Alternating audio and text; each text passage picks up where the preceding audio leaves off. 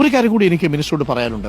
നമ്മൾ ഈ മാതൃകാ പുനരധിവാസ പദ്ധതി ആളുകൾ ചോദിക്കുന്നൊരു ചോദ്യം, ഈ വീടുകൾ എന്നത്തേക്ക് തയ്യാറാവും? ഈ വീട് കയറി താമസത്തിനുള്ള തീയതി എന്നാണ് സർക്കാർ നിശ്ചയിച്ചിരിക്കുന്നത്? ഇന്നിപ്പോൾ മാതൃകാ വീട് ഏകദേശം 90% ആയിക്കഴിഞ്ഞു.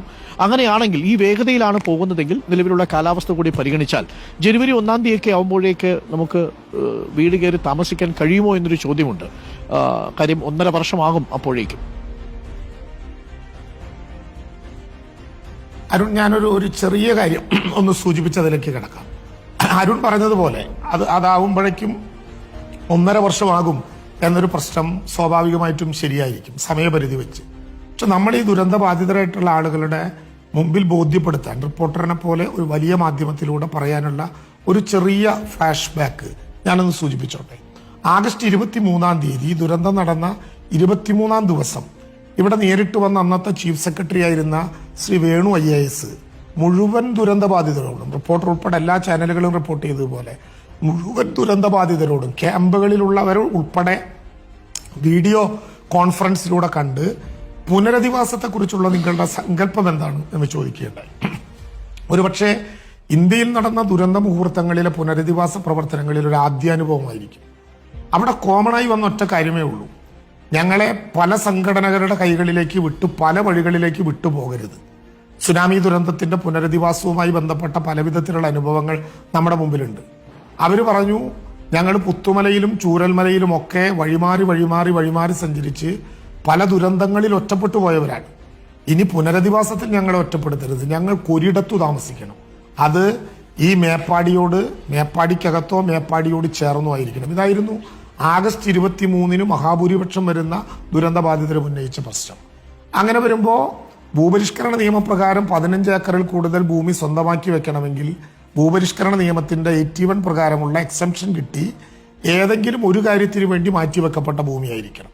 ഇവിടെ അങ്ങനെയുള്ളത് അസാമാന്യമായ വിധത്തിൽ ഇവിടെ അങ്ങനെയുള്ളത് മഹാഭൂരിപക്ഷവും പ്ലാന്റേഷനുകളാണ്. 25 പ്ലാന്റേഷനുകൾ ചുറ്റുവട്ടത്തുള്ളത് കണ്ടു. ഭൗമ്യശാസ്ത്ര സംഘം പരിശോധിച്ച് 9 എണ്ണം സുരക്ഷിതം എന്ന് പറഞ്ഞു. ആ 9 എണ്ണത്തിൽ നെടുമ്പാലയും എൽസ്റ്റോണും ഒക്ടോബർ 3-ാം തീയതി ഈ ദുരന്തം നടന്ന 62-ാമത്തെ ദിവസം ഏറ്റെടുത്തുകൊണ്ട് ക്യാബിനറ്റ് തീരുമാനിച്ചു. 24 മണിക്കൂറിന് മുമ്പ് അതിന്റെ ജിയോ ഇറങ്ങി. അരുൺ, ഒക്ടോബർ 4-ന് ജിയോ പ്രകാരം ഈ ഭൂമി ദുരന്ത നിവാരണ നിയമപ്രകാരം ഏറ്റെടുത്തത് മറ്റു തർക്കങ്ങളില്ലായിരുന്നെങ്കിൽ ഇപ്പോൾ നമുക്ക് താക്കോൽ കൈമാറി പായസം വിളമ്പി വീടിനകത്ത് പ്രവേശിക്കാമായിരുന്നു എന്ന യാഥാർത്ഥ്യം ഞാൻ അറിവിന് വേണ്ടി ഇവിടെ സൂചിപ്പിക്കുകയാണ്. ആദ്യ പരാതി ഇത് ദുരന്ത നിവാരണ ആക്ട് പ്രകാരം ഏറ്റെടുക്കാൻ പാടില്ല എന്നായിരുന്നു. ഡിസംബർ 27 വരെ കോടതി ആ കേസ് തുടർച്ചയായി കേട്ടു. അതുവരെ അങ്ങോട്ട് പ്രവേശിക്കരുത് എന്ന് കോടതി പറഞ്ഞു. ഡിസംബർ 27-ന് ഇത് കോടതി ശരിവെച്ചു, ഗവൺമെന്റിന്റെ ഉത്തരവ്.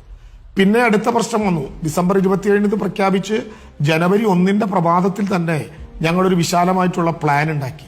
ആ പ്ലാൻ പ്രകാരം നടപടിക്രമങ്ങൾ പുരോഗമിച്ചു.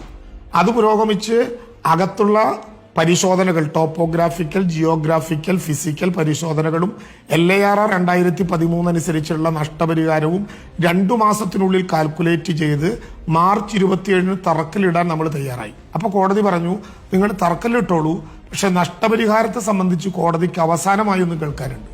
കോടതി അതുകൂടി കേട്ട് ഏപ്രിൽ 11-ന് വൈകുന്നേരമാണ് 45 കോടി രൂപ രജിസ്ട്രാറുടെ അക്കൗണ്ടിൽ അടച്ച് നിങ്ങൾക്ക് ഭൂമി ഏറ്റെടുത്ത് നടപടിക്രമം ആരംഭിക്കാം എന്ന് പറഞ്ഞത്. അരുൺ, 27-ാം തീയതി പ്രഖ്യാപിച്ചപ്പോൾ 1-ാം തീയതി പ്ലാൻ പ്രഖ്യാപിച്ചതുപോലെ ഏപ്രിൽ 11-ന് പകൽ കോടതി ഈ തീരുമാനമെടുത്ത് രാത്രി ട്രഷറി ഉണ്ടാകില്ല എന്ന് മനസ്സിലാക്കി ഈ ട്രഷറിയിലൂടെ ഈ തുക പൂർണ്ണമായിട്ടും രാത്രി 10 മണിക്കുള്ളിൽ അടച്ച് 12 മണിക്കകം കളക്ടറുടെ നേതൃത്വത്തിൽ വയനാട്ടിൽ ഈ എൽസ്റ്റോൺ ഭൂമി ഏറ്റെടുത്തു. 13-ന് നിർമ്മാണ പ്രവർത്തനം ആരംഭിച്ചു. യഥാർത്ഥത്തിൽ ഒക്ടോബർ 4-ന് ഗവൺമെന്റ് കാണിച്ച ഇച്ഛാശക്തി അനുസരിച്ച് ഭൂമി കിട്ടിയിരുന്നെങ്കിൽ ഒരു കോടതിയും, സുപ്രീം കോടതിയിൽ SLP വരെ പോയി, എല്ലാ കോടതിയും പറഞ്ഞു ഒക്ടോബർ 4-ന് സർക്കാർ എടുത്ത തീരുമാനം ശരിയായിരുന്നു. ആ തീരുമാനം അതുപോലെ പോയിരുന്നെങ്കിൽ വീട് കൈമാറാൻ ഇപ്പൊ നമുക്ക് സാധ്യമായില്ല. ഒരു മാതൃകാ വീട് എന്ന് പറയുമ്പോൾ തയ്യാറായതൊരു വീട് മാത്രമല്ല, ഒരു വീട് തയ്യാറാകുമ്പോൾ 4 വീടുകൾ, ഇന്ന് 2 മണിക്ക് നമ്മൾ എല്ലാവരും കൂടി അവിടെ പോകുന്നുണ്ട്, 4 സോണുകളിലായി ഭൂമി തയ്യാറാക്കി നിരവധി വീടുകളുടെ നിർമ്മാണ പ്രവർത്തനത്തിന്റെ ഓരോ ഘട്ടവും കഴിഞ്ഞിട്ടുണ്ട്. ഞങ്ങൾ ഇവിടെ കരുതുന്നത് ഡിസംബർ 31-നകം പൂർത്തീകരിച്ച് 2026-ന്റെ പുതുപുലരിയിൽ വീട് നഷ്ടപ്പെട്ട് പുതിയ നഗരത്തിലേക്ക് പ്രവേശിക്കാവുന്നവരെ കൂട്ടി ആ നഗരത്തിലേക്ക് നമുക്ക് എല്ലാവർക്കും ചേർന്ന് പ്രവേശിക്കണം എന്നാണ്. ഇതിന്റെ ഭാഗമായിട്ടുള്ള കുറച്ച് ഫെസിലിറ്റീസ് കൂടിയുണ്ട്.